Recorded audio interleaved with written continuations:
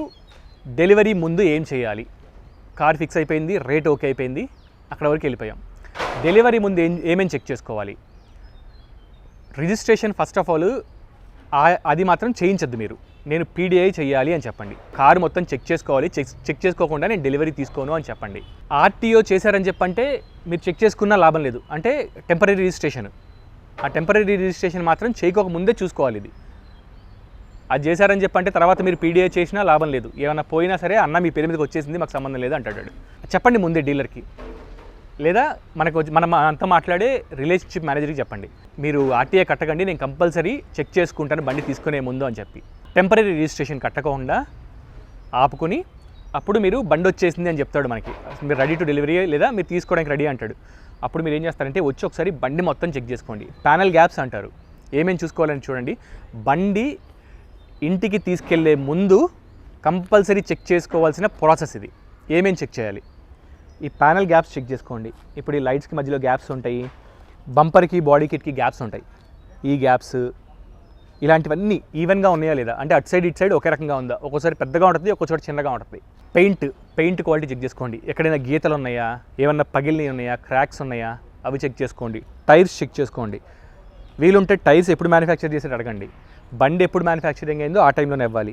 And బండి manufacturing కూడా compulsory చూడండి.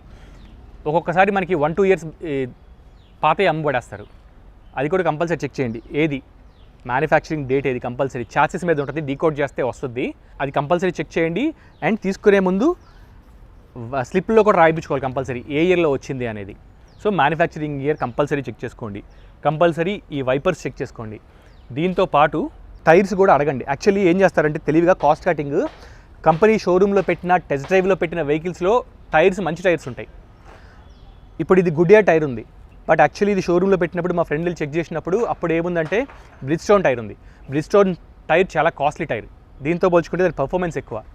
వాడు అప్పుడు చూపించినప్పుడేమో ఆ టైర్ ఇస్తాడు, బట్ తీరా డెలివరీకి వచ్చేటప్పుడు గుడియర్ టైర్ వచ్చింది చూసారా.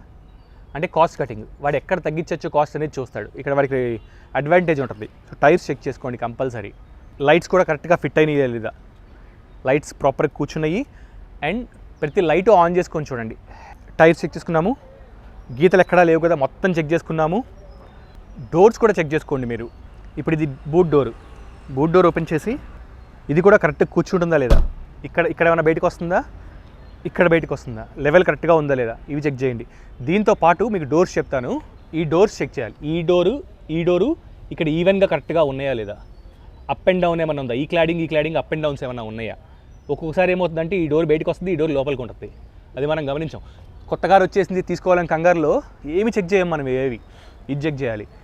ఇవి చిన్నగా ఉంటే పర్వాలేదు, అంటే ఒక 1 mm 2 mm ముందుకి వెనక్కి ఉంటే పర్లేదు. అటు సైడ్ డోర్ చూపిస్తాను చూడండి మీకు, అది ఒక 1 mm బయటకు ఉంది.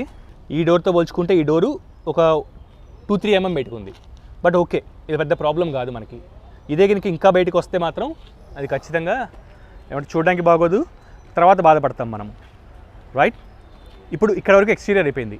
ఇప్పుడు ఇంటీరియర్స్కి వెళ్ళి ఇంటీరియర్స్లో హెడ్ లైట్స్ కరెక్ట్గా ఆన్ అవుతున్నాయా లేదా, హై బీము, లో బీము, ఫాగ్ ల్యాంప్స్ అన్నీ చెక్ చేసుకోండి. బ్యాక్ సైడ్ కూడా రివర్స్ లైట్ వస్తుంది, రివర్స్ లైట్ చెక్ చేయండి కంపల్సరీ, ప్లే అవుతుందా లేదా అని చెప్పని, అంటే వెలుగుతుందా లేదా అని. ఇప్పుడు యాక్చువల్లీ చాలా కాస్ట్ కటింగ్ చేస్తున్నారు కంపెనీస్. ఇప్పుడు ఇది చూడడానికి ఏమో యాక్చువల్లీ ఇది ఇండికేటర్ లైట్స్ కానీ కింద యాక్చువల్లీ 2 ఇంకో లైట్ ఉంది, ఇది యాక్చువల్లీ రివర్స్ లైట్. కొంతమంది కన్ఫ్యూజ్ అవుతారు, 2 వెలుగుతాయి అనుకుంటారు, కానీ కాస్ట్ కటింగ్ చేసి ఏం పడేశారంటే ఒకటే వెలుగుతుంది. అది కూడా అడగండి, నిజంగా 2 లైట్లు ఉన్నాయా లేకపోతే ఒకటే వెలుగుతుందా, వాడి కన్ఫర్మేషన్ అడగండి. వాడు ఒకటే వెలుగుతుంది యాజ్ పర్ గవర్నమెంట్ రూల్, ఒకటి పెట్టినా చాలని చెప్పి అంటారు కాబట్టి ఒకటి వెళితే ఓకే. లేదా వేరే కార్ని చెక్ చేయండి, 2 వెలుగుతున్నాయి అని చెప్పి అంటే మాత్రం వేరే కార్లో వెలుగుతుంది, సేమ్ కార్లో నాది వెళ్ళట్లేదంటే మాది ప్రాబ్లం. లేదా అందులో కూడా సింగిల్ లైట్ వెలుగుతుంది, రివర్స్ లైట్ నేను చెప్పింది.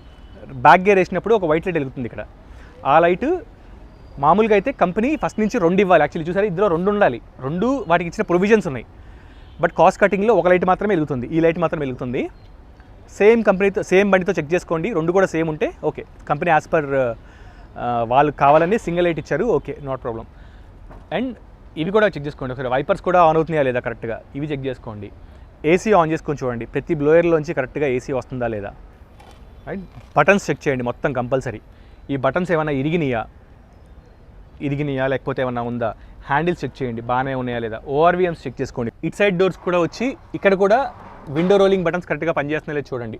అండ్ గ్లవ్ బాక్స్ కరెక్ట్గా ఉందా లేదా. ఈ గ్లవ్ బాక్స్లు కూడా ఒక్కోసారి ఈ బయటికి వచ్చి ఉంటాయి లేదా లూజ్గా ఉంటాయి. ఇదంతా కరెక్ట్గా కూర్చుందా లేదా చెక్ చేసుకోండి. లెవెల్కి ఉందా, ఇటుపక్క లెవెల్కి ఉందా. ఏసీ అన్నీ ఆన్ చేసుకొని చూడండి కరెక్ట్గా. రైట్, చెప్పే కదా ఏసీస్ ఆన్ చేయండి. ఇంకొకటి, ఇందులో డోర్లో పాకెట్ ఉంది, అంటే చిల్లర ఏమన్నా వేసుకున్నా లేకపోతే కీస్ ఏమన్నా పెట్టుకునే హోల్డర్ ఉంది. దీంట్లో పీడిఐ చేసినప్పుడు కూడా వాళ్ళు చెక్ చేయలేదో లేకపోతే ఫస్ట్ మ్యానుఫ్యాక్చరింగ్ ప్రాబ్లం వచ్చిందో, యాక్చువల్లీ స్క్రూ పైన క్యాప్ లేదు. ఇది గమనించలేదు తీసుకునేటప్పుడు.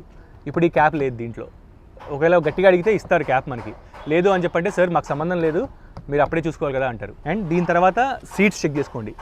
ఫ్యాబ్రిక్ అయితే స్టిచ్చింగ్స్ కరెక్ట్గా ఉన్నాయా, కరెక్ట్ ఫిట్ అయినాయా లేదా, అండ్ చిరిగిపోయి ఎక్కడైనా ఉందా. యాక్చువల్లీ వీళ్ళు ఏం చేస్తారంటే ప్లాస్టిక్ కవర్లు వేస్తారు కంపల్సరీ. మనం ఏమనుకుంటాం, కొత్త కారు ఓ 15 రోజుల దాకా కూడా కవర్ కనపడాలి మనకి, తీయకూడదని చెప్పి అనుకుంటారు, సీట్లు బాగకూడదని, పోకూడదని చెప్పని. అదే అడ్వాంటేజ్గా తీసుకునే వాళ్ళు ఏం చేస్తారంటే ఎక్కడైనా చిరిగిపోయినా ఏమన్నా అయినా సరే సీట్లలో కవర్ వేసి పెట్టేస్తాడు. మనం కవర్లు తీసి చూడడం, తర్వాత బాధపడతాం, ఓపెన్ చేసిన తర్వాత చిరిగినవి ఉంటాయి. కింద చెక్ చేసుకోండి. ఇవి యాక్చువల్లీ ఇవి సీట్స్ కరెక్ట్గా స్లైడ్ అవుతున్నాయి చెక్ చేయండి కంపల్సరీ.